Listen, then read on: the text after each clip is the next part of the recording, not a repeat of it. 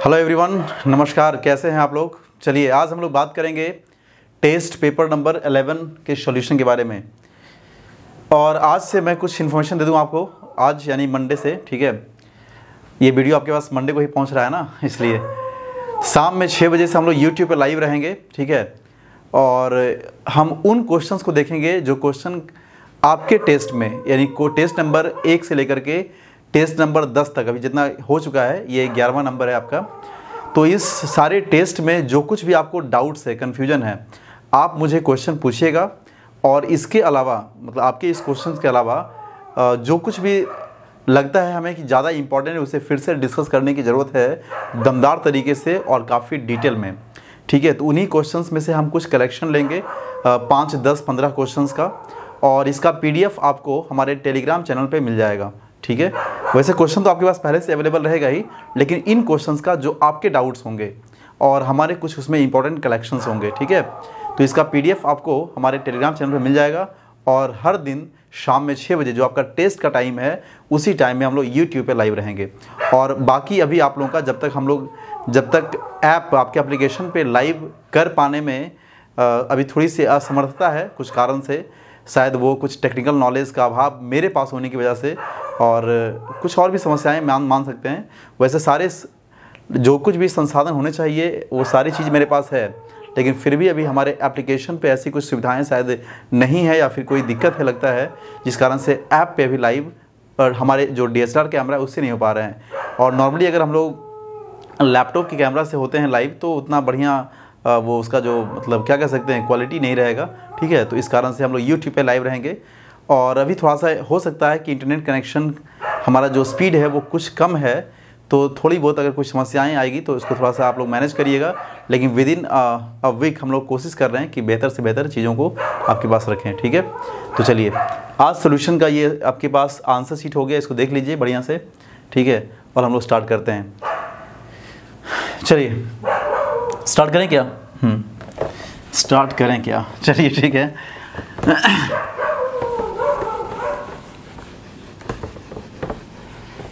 देखिए सवाल इसलिए मैं कुछ इंपॉर्टेंट कलेक्शंस को करवा रहा हूँ यूट्यूब पर लाइव आकर के, क्योंकि आप लोग कहना होता है सर जब तक लाइव नहीं पढ़ते हैं तो मज़ा नहीं आता है। मतलब जब तक आपको हम इंटरेक्शन आपके साथ नहीं होता है ना, कई बच्चे कह रहे थे कि सर वो मज़ा नहीं आ पा रहा है जो मज़ा क्लास में आपकी बातों को रेगुलर सुनते थे। वैसे वीडियो देखते हैं, काफ़ी अच्छा लगता है, लेकिन वो चीज़ें जो है वो नहीं हो पा रहा है। तो खैर जब तक उस पर नहीं होता है, जब तक हम लोग यूट्यूब पे ही लाइव रहेंगे, करेंगे। और हम पहले उन क्वेश्चंस को ही ज़्यादा प्रीफर करेंगे जो आपके टेस्ट में पूछे जा चुके हैं। ठीक है, उसके अलावा जब ये टेस्ट के सारे शेड्यूल, मतलब जो क्वेश्चन से पूरे हो जाएंगे, तो हम लोग फिर कुछ और भी क्वेश्चंस को देखेंगे, लेकिन वो सेशन लाइव ही रहेगा और डेली रहेगा। ठीक है, तो जो ज़्यादा बेहतर रहेगा आपके लिए।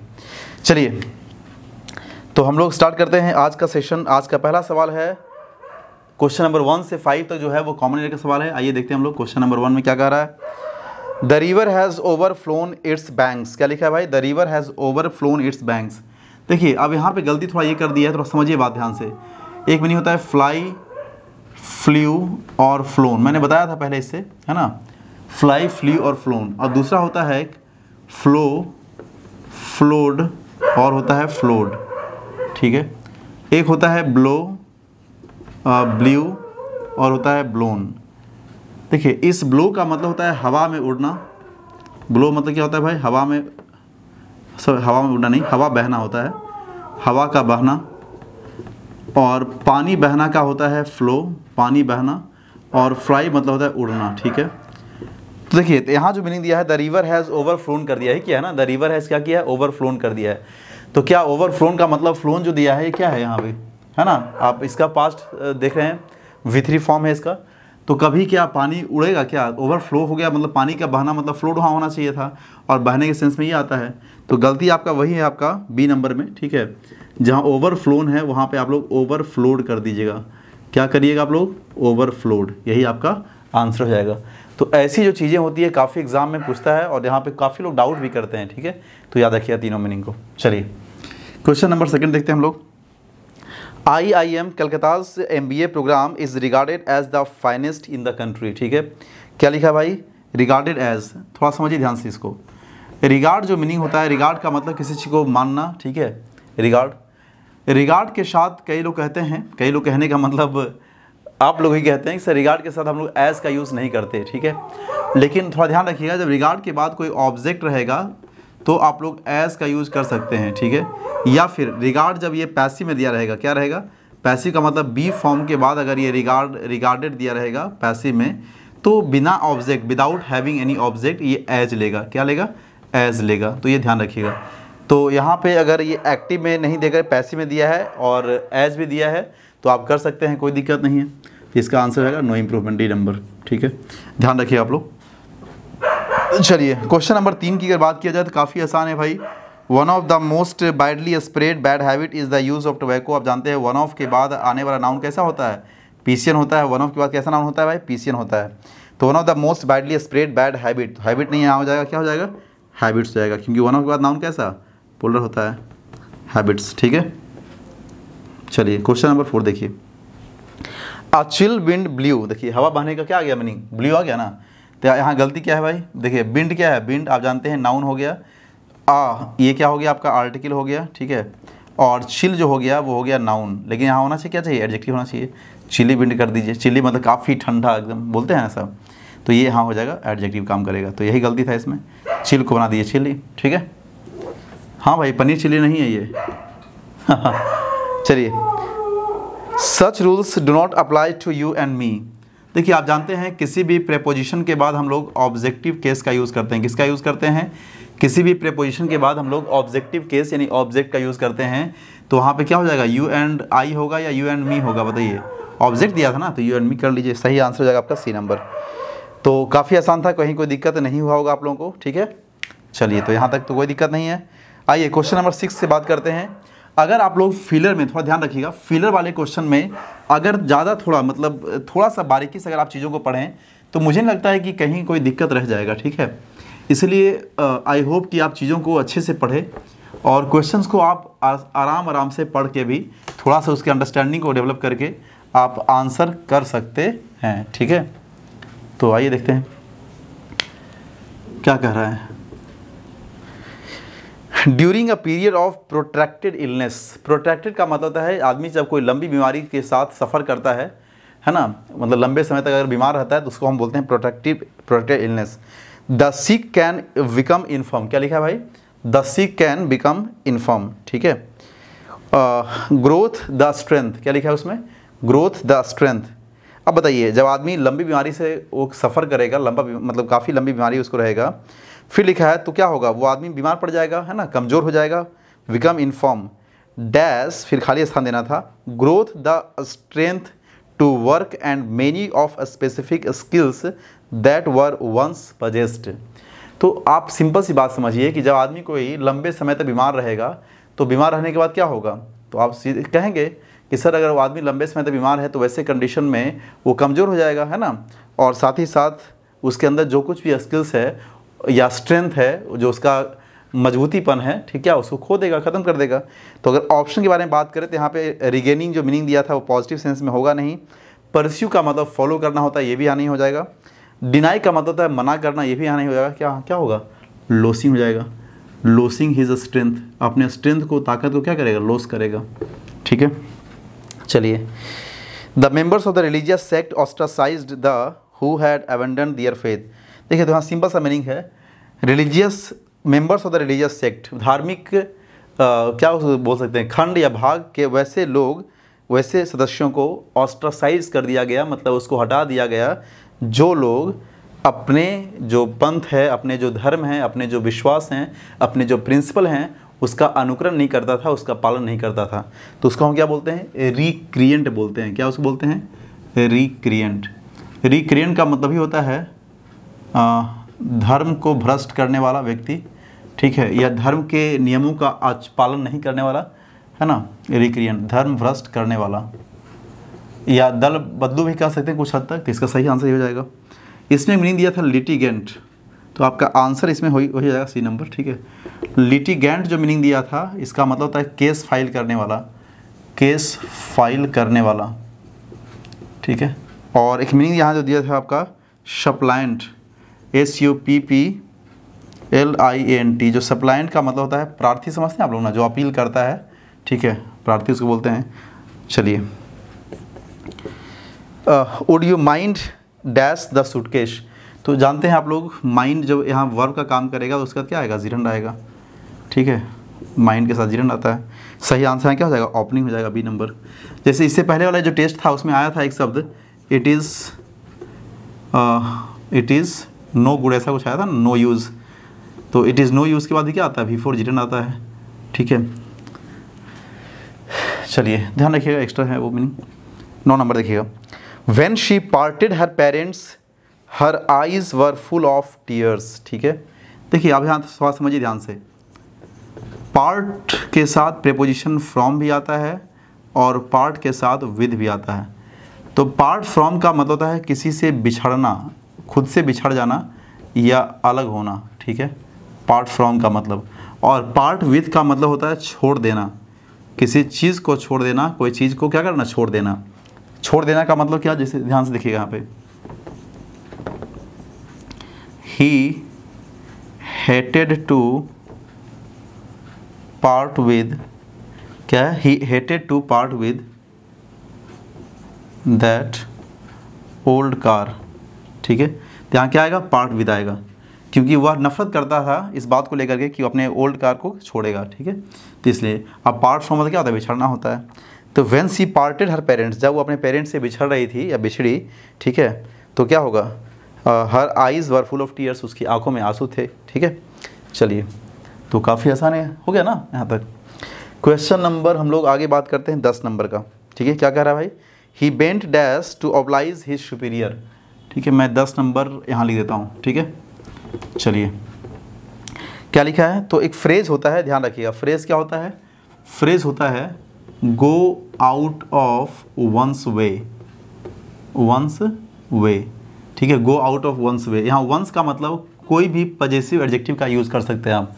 क्या कर सकते हैं, कोई भी पजेसिव एडजेक्टिव का यूज़ आप कर सकते हैं। ठीक है, गो आउट ऑफ वंस वे।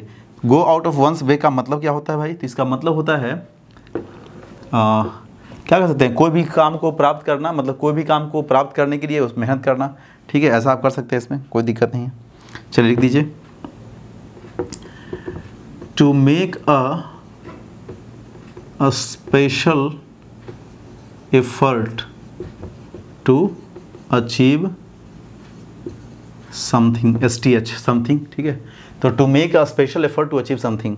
तो go out of one's way का मतलब ही होता है किसी चीज़ को प्राप्त करने के लिए विशेष तौर पर प्रयास करना, उसको हम बोलते हैं गो आउट ऑफ वंस वे। ठीक है, चलिए क्लियर है, तो यहाँ सही आंसर हो जाएगा आपका बी नंबर। कौन सा आंसर हो जाएगा इसमें, बी नंबर। ठीक है, देखिए मीनिंग के लिए जहाँ तक बात है, तो मुझे लगता है कि मीनिंग को मैं जो यहाँ लिखूँ, ठीक है, उससे बेहतर है कि अगर हम उसको सुना दें तो शायद आप चीज़ों को कर सकते हैं भाई, मीनिंग आपके पास वहाँ पे कर सकते हैं। ठीक है, तो मैं केवल मीनिंग को कोशिश कर रहा हूँ कि उसको हम बोल करके सुना दें, जिससे कि आपका वीडियो ज़्यादा लंबा यानी बड़ा नहीं बनेगा और आप चीज़ों को आसानी से कर भी पाएंगे रिवाइंड करके। ठीक है, तो इम्परवियस केवल आप सब भी सुनते रहिएगा। ठीक है, क्योंकि देखिए ऐसे भी आप इस वीडियो को एक नहीं, दो, तीन, कितनी बार भी देख सकते हैं, उससे कोई दिक्कत नहीं है। ठीक है, जब तक इसकी वैलिडिटी उसमें रहेगी।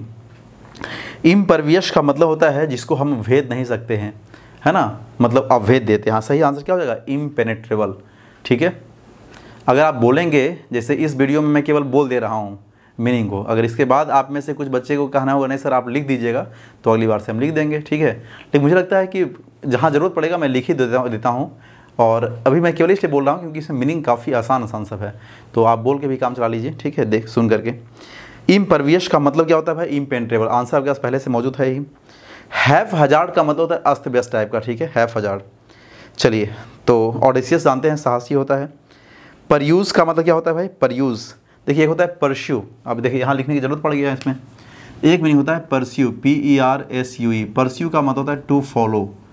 टू फॉलो का मतलब किसी का अनुकरण करना, क्या करना, अनुकरण करना या अनुसरण करना। ठीक है, परस्यू का मतलब क्लियर है। और एक होता है मीनिंग परयूज़, क्या होता है मीनिंग, परयूज़। तो इस परयूज़ का जो मीनिंग होता है, इसका मतलब होता है टू एग्जामिन। टू एग्जामिन मतलब परीक्षण करना। तो किसी चीज़ को जब हम बढ़िया से जांच पड़ताल करेंगे, परीक्षण करेंगे, उसको क्या बोलेंगे, परयूज़ बोलेंगे। और परस्यू का मतलब होता है फॉलो करना या अनुकरण करना, राइट। चलिए, कोई दिक्कत यहाँ तक आप लोगों को। उसके बाद मीनिंग था आगे, एमिकेबल का मतलब होता है फ्रेंडली होता है, तो सही आंसर फ्रेंडली हो जाएगा, राइट। डिस्क्रेशन जो मीनिंग दिया है 14 नंबर में, उसका एंटोनिम देना है। तो जानते हैं डिस्क्रेशन का मतलब होता है पवित्र चीज़ों का या पवित्र स्थानों को क्या करना, उसको आप कह सकते हैं उल्लंघन करना, या फिर अपवित्रीकरण कह सकते हैं इसको, ठीक है। चलिए, तो यहाँ पे सही आपका आंसर अगर देखा जाए तो हो जाएगा वेनरेशन, सी नंबर, सम्मान करना, रेस्पेक्ट करना, आदर करना। बाकी सब नेगेटिव मीनिंग था। मैनिफेस्टेशन का मतलब होता है दिखावा करना, प्रदर्शन करना।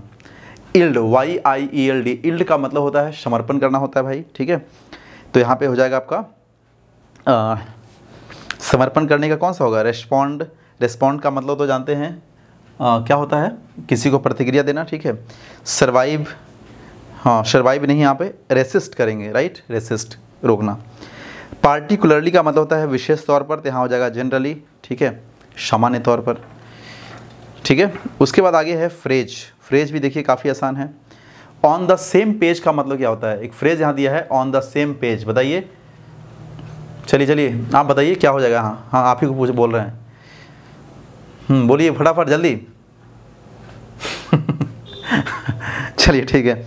ऑन द सेम पेज का मतलब होता है things in a similar way, ठीक है। C number answer.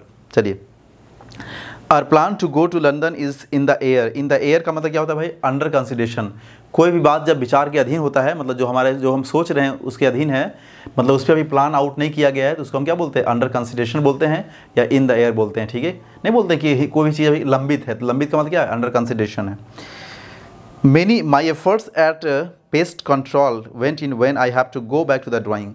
मतलब जो कुछ हमने प्रयास किया था वो फिर से ख़त्म हो गया, मतलब हमें फिर से नई चीज़ों को शुरुआत करना पड़ा है। मतलब क्या, plan it all over again, कोई भी चीज़ों को फिर से शुरू करना, ठीक है। चलिए, उसके बाद फिर आगे देखिए, इंडियंस आर गोइंग प्लेसेस, बहुत बढ़िया फ्रेज है ये। इंडियंस आर गोइंग प्लेसेस का मतलब अगर इसको हिंदी करके देखें तो क्या हो जाएगा, भारतीय लोग स्थानों पे जा रहे हैं, नहीं। तो गो प्लेसेस का मतलब होता है, या गो प्लेस का मतलब ही होता है टैलेंटेड होना। क्या होता है, टैलेंटेड एंड सक्सेसफुल, ठीक है। ध्यान कर लीजिए, आंसर कौन सा हो जाएगा, C नंबर। और पुल्स नो पंचेस का मतलब होता है स्पीक्स फ्रैंकली। क्या होता है इसका मतलब, स्पीक फ्रैंकली, एकदम स्ट्रेट फॉरवर्ड बोलना किसी के साथ, ठीक है। चलिए, तो यहाँ तक आप लोगों को कोई दिक्कत नहीं है, है ना। अब आगे हम लोग बात करते हैं, क्या क्वेश्चन आगे है, सेंटेंस को इम्प्रूव करना है, और सेंटेंस इम्प्रूवमेंट थोड़ा सा ज़्यादा दमदार होता है, ठीक है। तो आइए देखते हैं क्वेश्चन नंबर 22 जो कह रहा था, इसमें ध्यान दीजिए क्या कह रहा है। 22 number question, their friendship will not last है ना, थ्रू लॉन्ग टाइम। मतलब कह रहा है their friendship will not last through long time, उसकी जो दोस्ती यारी है वो लंबे समय तक नहीं चल पाई। तो भाई देखिए, यहाँ पर फ्रेज होता है, बहुत आसान फ्रेज होता है, नोट लास्ट लॉन्ग। क्या एक फ्रेज है, नोट लास्ट लॉन्ग। वैसे लास्ट लॉन्ग का मतलब लंबा समय होता है, लेकिन नोट लग गया तो यहाँ पे लंबा समय नहीं होना, मतलब टू फेल, टू क्या फेल, ठीक है। तो नॉट लास्ट लॉन्ग का मतलब क्या होता है, टू फेल। टू फेल का मतलब होता है असफल हो जाना। असफल का मतलब होता है कोई भी चीज़ों में तुरंत ख़त्म हो जाना, हाँ, या टू बी अनसक्सेसफुल, ठीक है। यानी क्या, with in period of time भी कर सकते हैं आप लोग ऐसा। तो नोट लास्ट लॉन्ग, तो यहाँ पे सही आंसर वही हो जाएगा आपका, केवल लास्ट लॉन्ग हो जाएगा, C नंबर, ठीक है, क्योंकि नोट तो पहले से लगा हुआ था उसमें। All these particles are kept in a tin box to prevent from a spoiling of damp in a rainy season, ठीक है।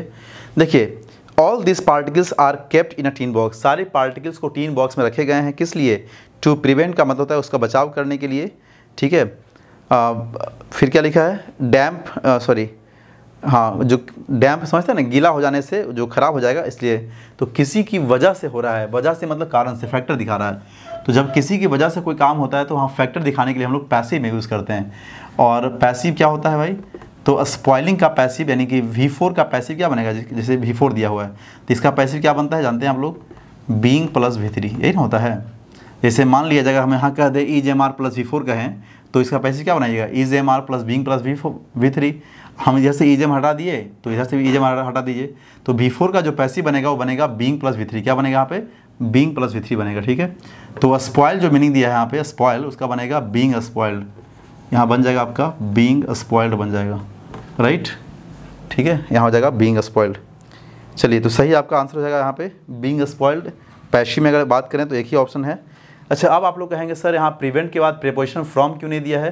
तो देखिए उसका सिंपल रीज़न है, प्रिवेंट के बाद प्रीपोजिशन फ्रॉम आता है, उसके बाद जिरंड भी आता है, लेकिन कुछ केसेस में प्रिवेंट जो शब्द दिया गया है उसके बाद, यानी प्रिवेंट के बाद अगर हम बात करें तो प्रिवेंट के बाद डायरेक्ट, ठीक है, हम लोग जिरंड का भी यूज़ करते हैं अगर वहाँ पे सब्जेक्ट अननेसेसरी रहेगा तब। और यहाँ जो सब्जेक्ट हमारा है वो नॉन लिविंग थिंग है, इसलिए उतना नेसेसरी हम लोग नहीं ही मानते हैं, इसीलिए हम लोग डायरेक्ट जिरंड का भी यूज़ कर सकते हैं। ठीक है, तो वो सब यहाँ बिल्कुल दिक्कत नहीं है। तो सही आंसर आपका कौन सा हो जाएगा इसमें? बी नंबर देख लीजिएगा। ठीक है, your previous project was only failed because you did not preserve your self in it. देखिए, तो यहाँ पे ऐसे नहीं करेंगे, क्या होगा? Your previous project was only failed, अगर ऐसा करते हैं या वाज फेल्ड करते हैं मतलब करवाया गया हो जाएगा सेंस, पैसिव में नहीं। तो योर प्रीवियस प्रोजेक्ट फेल्ड मतलब आपका जो पहले का प्रोजेक्ट था वो क्या हुआ? फेल कर गया, फेल हो गया। ठीक है, तो फेल्ड यानी पहले वर्ब आएगा, क्यों फेल किया? You only because, only because का मतलब ना केवल, है ना, बल्कि ऐसा बोलते हैं ना, only because you did not preserve. तो यहाँ पे देखिए, अब यहाँ इतना दो ऑप्शन है, ए नंबर भी और बी नंबर भी। तो ए नंबर में यहाँ पे होना चाहिए था प्रिजर्व के बाद यहाँ पे कोई ऑब्जेक्ट होना चाहिए, क्योंकि प्रिजर्व जो है ट्रांजिटिव वर्ब है। ठीक है, और बी में प्रिजर्व फॉर इट कर दिया है, तो यहाँ पे फॉर लगाने की ज़रूरत नहीं है, आप ए नंबर को थोड़ा करेक्शन कर लीजिएगा, इट कर लीजिए वहाँ पे, प्रिजर्व इट। तो सही आंसर ए नंबर, यानी क्या हो जाएगा? फेल्ड ओनली बिकॉज क्या? You did not preserve it. चलिए, लिखने की ज़रूरत नहीं था, मैं बोल दिया हूँ। आगे देखिए, क्वेश्चन नंबर अगर हम लोग 25 के बारे में बात करें तो this crime makes a man liable. तो आप जानते हैं लायबल के साथ क्या आता है भाई? तो लायबल टू का मतलब होता है, लायबल टू होता है का मतलब किसी चीज़ के भागी होना, भागी होना समझते हैं ना, या जिम्मेदार होना या जिम्मेवार होना। ठीक है, लायबल टू का मतलब तो ही कह रहा है लायबल टू, और किस लिए? तो ट्रांसपोर्टेशन फॉर लाइफ। और यहाँ जो ट्रांसपोर्टेशन दिया है, ट्रांसपोर्टेशन का मतलब होता है निर्वासित करना। What does it means? निर्वासित करना किसी चीज़ से। ठीक है, तो ही कह रहा है कि this crime makes a man, ये जो अपराध है ये किसी आदमी को अपने जीवन से निर्वासित करने के लिए भागीदारी बनाता है। ठीक है, तो सही आंसर हो जाएगा टू ट्रांसपोर्टेशन फॉर लाइफ, है ना। तो सही आंसर आपका हो जाएगा कौन सा? C number, transport to transportation for life, ना कि टू लाइफ। तो सही आंसर आपका हो जाएगा सी नंबर, राइट। आइए 26 को देखते हैं हम लोग। I didn't think many people will be able to attend the meeting tomorrow. I didn't think, मुझे नहीं लगता यहाँ पे, है ना, कि many people will be able to attend meeting tomorrow, कि कल कोई भी आदमी मीटिंग में पहुँचेंगे। आई बट वन, वहाँ क्या लिखा है? आई बट फॉर वन। देखिए, तो यहाँ बट देने की जरूरत नहीं है, बट देने की यहाँ बिल्कुल आवश्यकता नहीं है। क्यों? क्योंकि फॉर वन का मतलब ही होता है विशेष तौर पर। फॉर वन का मतलब क्या होता है? विशेष तौर पर या खास कर।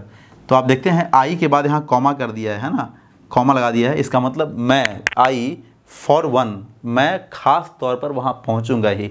ठीक है, तो ये सही है, यानी केवल क्या हो जाएगा यहाँ पे? For one C number. ठीक है, तो आपका यही आंसर इसमें हो जाएगा। चलिए, कोई दिक्कत यहाँ तक आप लोगों को? और आप जानते हैं किसी भी सब्जेक्ट के बाद जो कॉमा दे करके हम कुछ भी लिखते हैं तो वो उसका क्या होता है? उसको डिफाइनिंग करने वाला टर्म होता है। तो आई के बाद हमने कॉमा देके फॉर वन लिखा है, इसका मतलब मैं यानी मैं विशेष तौर पर बात कर रहा है यहाँ पे। ठीक है, तो 27 देखते हैं फिर आगे हम लोग। My visits to my family are क्या? A few and far between. तो यहाँ फ्रेज होता है आ फ्यू नहीं, फ्यू एंड फार बिटवीन का मतलब ही होता है रेयरली। क्या होता है इसका मतलब? फ्यू एंड फार बिटवीन का मतलब ही होता है रेयरली। रेयरली का मतलब यदा कदा, कभी कभार। तो ना तो यहाँ पे आएगा आर्टिकल और ना ही यहाँ आएगा, ध्यान रखिएगा। तो फ्यू एंड फार बिटवीन केवल होता है। ठीक है, सही आंसर आपका हो जाएगा फ्यू, और भी नहीं, एंड। ठीक है, बी नंबर। चलिए, यहाँ तक कोई दिक्कत आप लोगों को है ना? 28 नंबर देखते हैं हम लोग।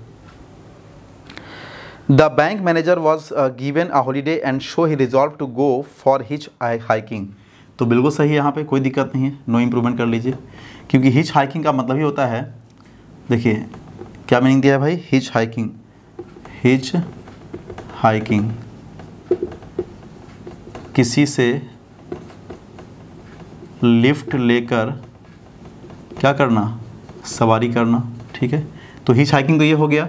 और हिच हाइकिंग पर जाना, तो यहाँ फ्रेज होता है गो फॉर हिच हाइकिंग। जैसे गो फॉर अ वॉक या गो फॉर मॉर्निंग वॉक बोलते हैं ना, तो गो टू नहीं गो फॉर बोलेंगे, तो गो फॉर हिच हाइकिंग, कोई दिक्कत नहीं है। चलिए, और बिग आयरन गेट्स जिंगल्स। देखिए जिंगल्स यहाँ नहीं होता है, आयरन गेट को जब हम खोलते हैं तो गेट खोलने के बाद क्या होता है, पूरा जब खोलेंगे गेट को तो है ना, वो मेटल जो होता है आयरन का उसको क्या होगा, आपस में रगड़ेगा, तो उसके लिए हम लोग क्या यूज़ करते हैं, ग्रेट्स यूज़ करते हैं। क्या यूज़ करेंगे, ग्रेट्स। ग्रेट्स का मतलब होता है रगड़ने की आवाज़, दो धातुओं को रगड़ने की आवाज़, ठीक है। तो यहाँ सही आंसर होगा बी नंबर। जबकि जिंगल और जो क्लैंक्स दिया मीनिंग आपका ना, जिंगल्स और क्लैंक्स, जिंगल्स और जो मीनिंग दिया है आपका क्लैंक्स, क्लैंक्स, ये दो मेटल्स के क्या होता है, आपस में टकराने की आवाज़ होता है, ना कि रगड़ने की आवाज़, दोनों में अंतर है। ये होता है टकराने की आवाज़ जिंगल, जैसे घंटी बजता है किससे टकराता है आपस में, है ना, तो यहाँ पे टकराने की आवाज़ लिख लीजिएगा। और एक मीनिंग दिया था आपका बैंक्स, बैंक्स का मतलब होता है धम, है ना, बोलते धम से आवाज़ करना, तो धम से मतलब क्या, कोई चीज़ विस्फोट करने की आवाज़, बैंक्स, ठीक है। धम से लिख दिए, धम से मतलब धम से उसका आवाज़ करना, आप समझ लीजिएगा, ठीक है। चलिए, although other parts the world, क्या लिखा है भाई, तो देखिए यहाँ पे थोड़ा समझिए, although other parts the world 20%, although नहीं, कंट्रास्टिंग कंजंक्शन दिखाने के लिए हम लोग वाइल का यूज़ करते हैं। कह रहा है कि जबकि दुनिया भर की जो देशों में 20% महिलाएं काम करती हैं खेतों में, जबकि भारत में 7%, तो दुनिया भर के देशों में कंट्रास्टिंग कंजंक्शन दिखाने के लिए हम लोग वाइल का यूज़ करेंगे, ठीक है। तो यहाँ सही आंसर कौन सा हो जाएगा, सी नंबर, वाइल। 31 में हो जाएगा। अब सिंपैथी आप जानते हैं क्या है, सिंपैथी क्या है भाई, ये एब्स्ट्रैक्ट नाउन है ना, तो इसके लिए क्या आएगा, मच आएगा, सिंपल सी बात है, मच सिंपैथी। और दूसरी बात प्रेजेंट में होगा तो आई हैव मच सिंपैथी, ऐसा हो जाएगा। कौन सा आंसर, बी नंबर, ठीक है, आई हैव मच सिंपैथी। बोलेंगे हैड क्यों नहीं होगा सर, क्योंकि हैड पास्ट में है। क्या बोलेंगे अपने दोस्तों के साथ कि तुम्हारे साथ बहुत सिंपैथी था मेरा, नहीं, सिंपैथी है, अभी भी है, तो आई हैव मच सिंपैथी, ठीक है। तो क्योंकि ये एब्स्ट्रैक्ट नाउन था इसलिए आपने मच का यूज़ किया। तो चलिए, फर्स्ट सेशन में हम लोग क्वेश्चन नंबर 31 तक देखें, है ना, और अगले सेशन जो इसका होगा मतलब पार्ट बी, उसमें हम लोग 32 से देखेंगे आगे पूरे पैसेज को, ठीक है। तो चलिए मिलते हैं फिर तुरंत।